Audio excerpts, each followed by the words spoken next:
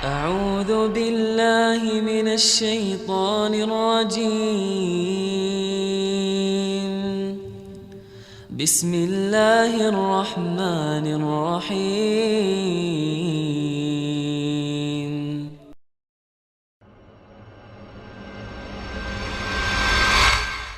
Orang yang lebih ikhlas dari kita, orang yang lebih pintar menata hati dari kita. Kita dikit-dikit, ini syiar Pak Ustadz, ini dakwah. Boleh, tapi kan gak sesimpel itu. Ulama aja takut kok. Ibnu Mubarak itu waktu berjihad itu pakai cadar. Dan orang-orang takjub, ini siapa laki-laki bercadar ini? Gak ada yang tahu identitasnya. Suatu ketika, begitu perang telah usai, ada seseorang temannya, itu datangin Ibnu Mubarak. Biasa kepo gitu loh. Ini siapa sih ini orang? Begitu lagi duduk bareng, dia singkap tanpa minta izin terlebih dahulu. Akhirnya ketahuan Ibnu Mubarak. Dan semenjak itu beliau terkenal ke seluruh penjuru negeri. Ibnu Mubarak mujahid yang gagah berani. Kira-kira kalau antum jadi Ibnu Mubarak, apa yang antum katakan? Nah, kira-kira gimana? Oh subhanallah. Kalau wawancara di rumah aja mas gitu, biar kita ngomong, saya akan cerita tentang bagaimana saya. Ibnu Mubarak mengatakan, innaka mimman yushanni'u alayya. Anda, wahai fulan, termasuk orang yang melakukan keburukan kepada saya. Saya nggak terima. Marah dia, identitasnya kebongkar. Kita seneng, kita selfie, kita posting di akun kita. Ibnu Mubarak nggak mau, marah dia. Ini gara-gara ente nih. Buat apa sih iseng-iseng, kepo banget sih, kan begitu. Kita dipamerkan. Subhanallah. Tamim Ad-Dari, sahabat besar, imamnya Umar bin Khattab radhiyallahu taala anhu ketika salat tarawih. Tamim Ad-Dari ketika ditanya, bagaimana salat tahajud Anda? Bagaimana salat tahajud Anda? Apa jawab Tamim Ad-Dari? Beliau mengatakan begini, la raq'atun usalliha fi jawfil lail ahabbu ilayya min an usalliyal laila kullaha thumma aqusan nasa 'ala dzalik. Aku salat 1 rakaat di tengah kegelapan malam, enggak ada yang tahu, enggak ada yang tahu. Itu lebih aku sukai daripada aku salat semalam suntuk dari ba'da isya sampai subuh, lalu besoknya aku ceritakan di hadapan manusia.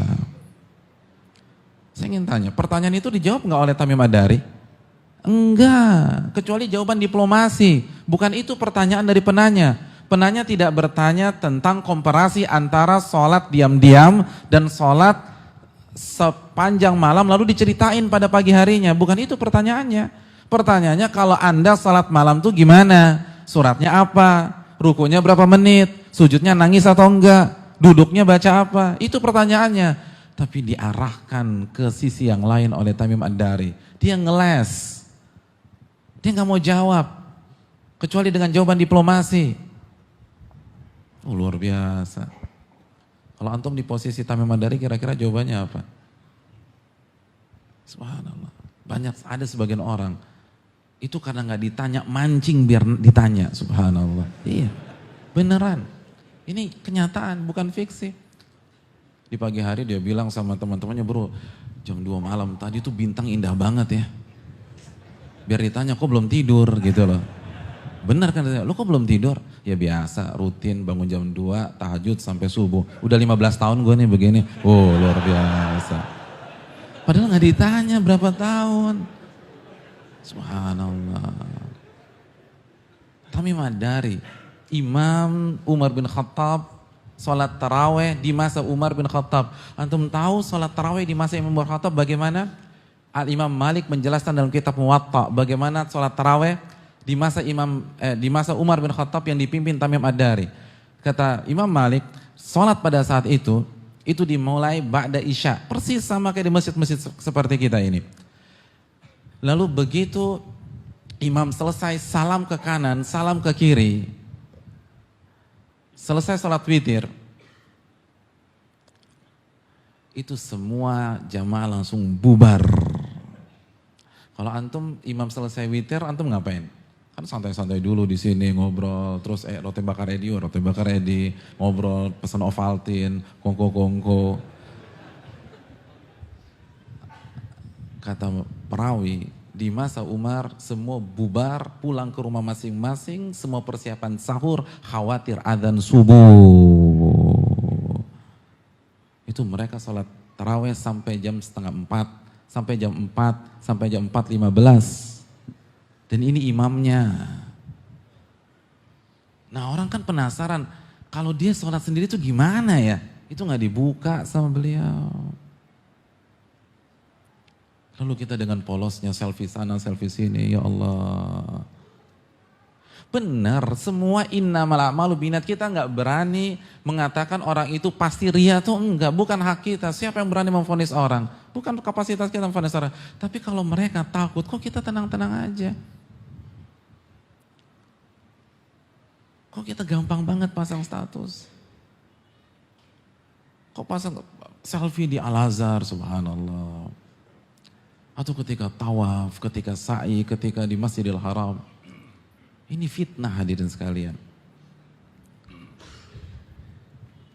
Anda berapa kali pernah lihat ketika orang tawaf itu sambil pasang ini, Rabbana atina fid dunya hasanah wa fil akhirati hasanah wa qina adzabannar. Lihat tangan kanan. Kenapa tangan kanan? Karena kalau orang tawaf, Ka'bah ada sebelah mana? Sebelah kiri, biar backgroundnya Ka'bah gitu loh. Jadi udah dikondisikan dan terus dilihat lagi. Oke, Rabbana atina fid dunya. Itu real. Ya Allah, kemana keikhlasan? Biar orang-orang tahu bagaimana Anda tawaf. Itu orang sa'i masih sempat-sempatnya selfie di sofa loh, bayangkan. Ya Allah, lagi sa'i nih. Ini umroh belum selesai lagi sa'i. Kok masih sempat-sempatnya selfie di sofa? Selfie di Marwah. Dan antum kalau kesana kan bisa ngelihat antum lagi jalan minta tolong difotokan, iya kan?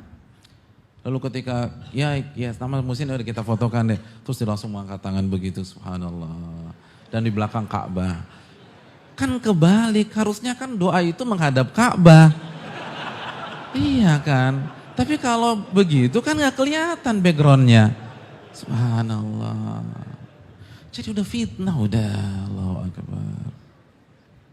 Hati-hati dalam masalah. Hati-hati. Buat apa kita kata? Sebelum maghrib selamat bagi yang berpuasa, buat apa? Selamat berbuka ya guys. Buat apa selamat berbuka ya guys? Biar semua orang tahu satu grup Anda lagi puasa. Kan begitu sekarang. Jangan lupa tahajud jam 2:30 WA-WA-in. Kalau mau kasih inget tahajud itu jam ba'da maghrib, ba'da isya. Jangan jam 2:30. Buat apa? Biar orang tahu semuanya. Kita nggak menuduh orang apapun, tapi coba jujur pada diri kita. Kita nggak sehebat mereka. A'udzu billahi minasy syaithanir rajim. Bismillahirrahmanirrahim.